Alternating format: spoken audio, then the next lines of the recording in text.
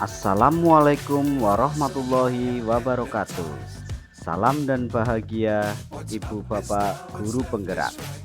Perkenalkan, saya Aji Sularso SPD dari SD Negeri 1 Pekuncen, Porwilcam Dindik Jatilawang, Kabupaten Banyumas.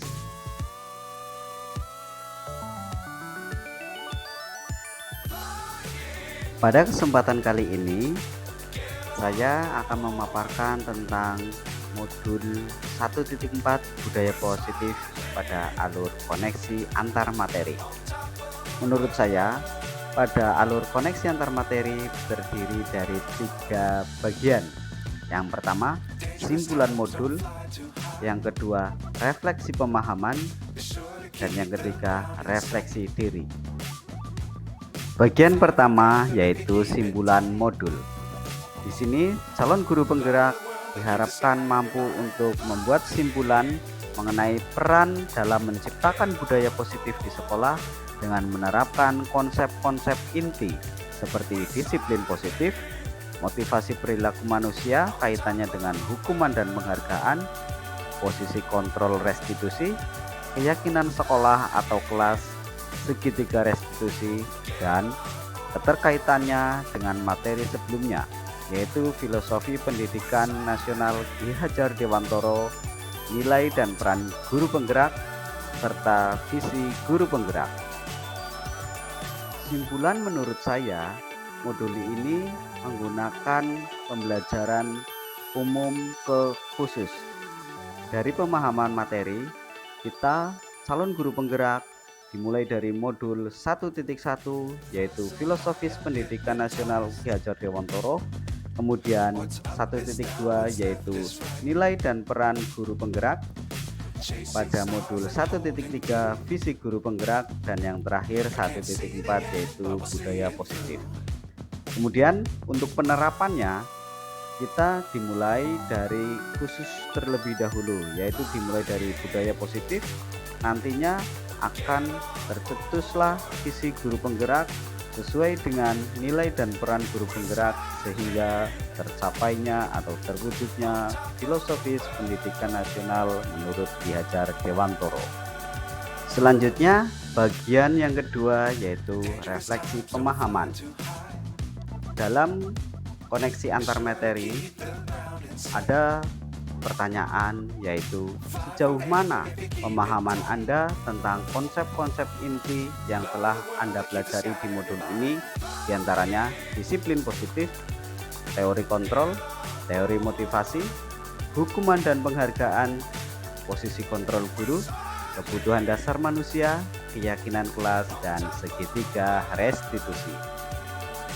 Materi yang pertama yaitu disiplin positif adalah menanamkan motivasi yang ketiga pada murid-murid kita, yaitu untuk menjadi orang yang mereka inginkan dan menghargai diri sendiri dengan nilai-nilai yang mereka percaya. Ketika murid-murid kita memiliki motivasi tersebut, mereka telah memiliki motivasi intrinsik yang berdampak jangka panjang, motivasi yang tidak akan terpengaruh pada adanya hukuman atau hadiah. Materi yang kedua yaitu teori kontrol. Menurut Dr. William Glasser, melalui choice theory meluruskan beberapa miskonsepsi tentang makna kontrol, yaitu yang perlu diluruskan adalah 1. Guru mengontrol murid. Sebetulnya kita tidak bisa mengontrol murid jika ia tidak mau. Harus ada dorongan sendiri dari diri murid. Yang kedua, penguatan positif efektif dan bermanfaat. Semisal, bujukan dan nasihat jika terlalu dalam, murid bisa ketergantungan dan tidak mandiri dalam mengontrol dirinya. Yang ketiga, kritikan dapat membuat orang merasa bersalah, dapat menguatkan karakter. Kalaupun kita harus mengeluarkan kritikan, maka kritiklah secukupnya. Dan kritikan tersebut harus membangun, bukan malah membuat murid tidak percaya diri. Dan yang terakhir, yang keempat, orang dewasa memilih hak untuk memaksa. Artinya, menentukan pilihan adalah hak masing-masing manusia.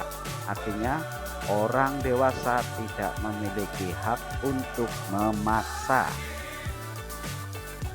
Materi yang ketiga yaitu teori motivasi.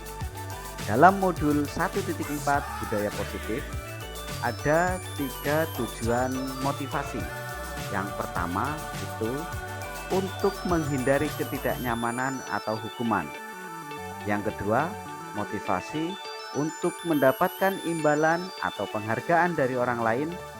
Dan yang ketiga, motivasi untuk menjadi orang yang mereka inginkan dan menghargai diri sendiri dengan nilai-nilai yang mereka percaya.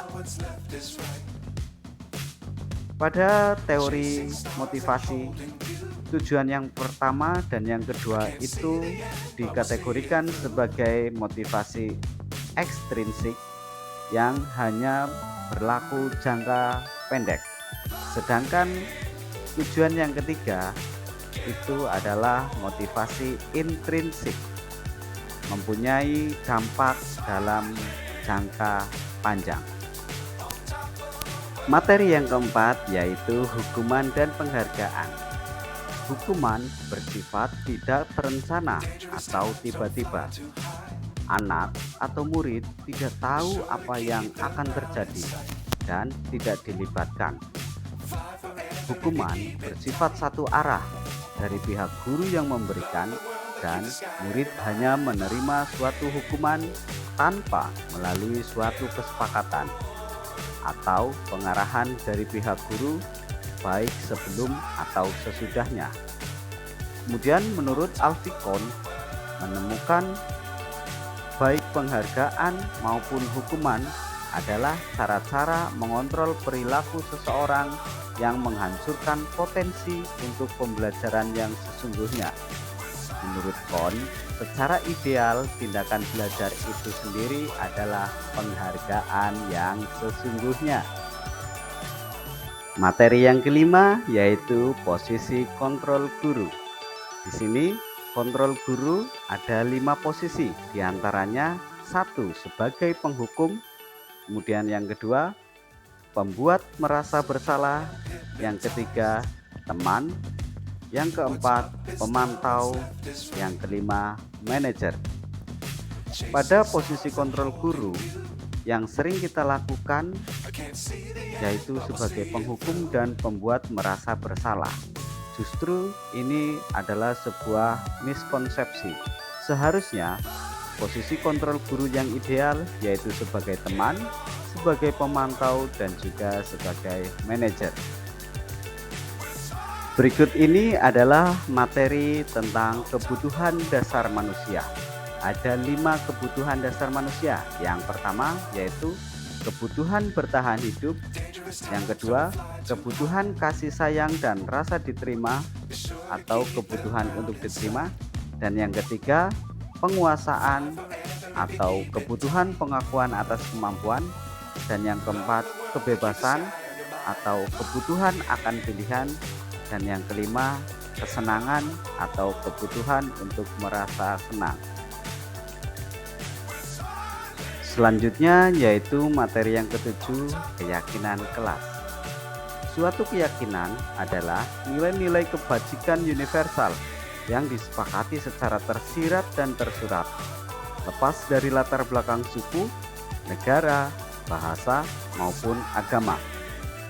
Nilai-nilai kebajikan lebih menekankan pada keyakinan seseorang agar lebih termotivasi seseorang dari dalam.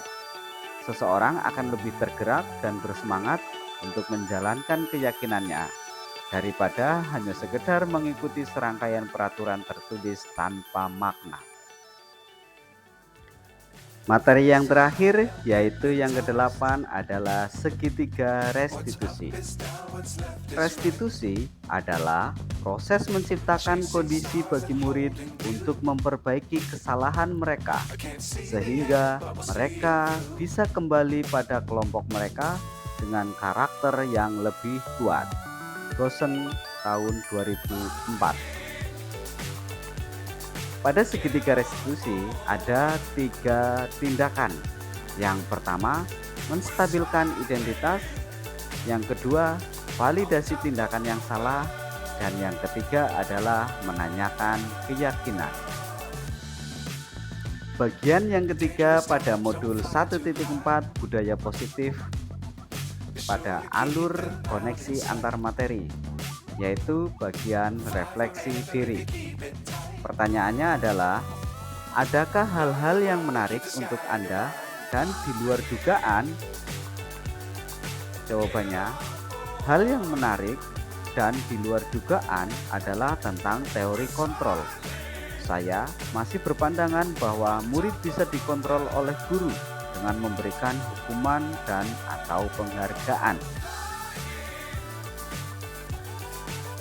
Refleksi diri yang kedua yaitu perubahan apa yang terjadi pada cara berpikir Anda dalam menciptakan budaya positif di kelas maupun sekolah Anda setelah mempelajari modul ini.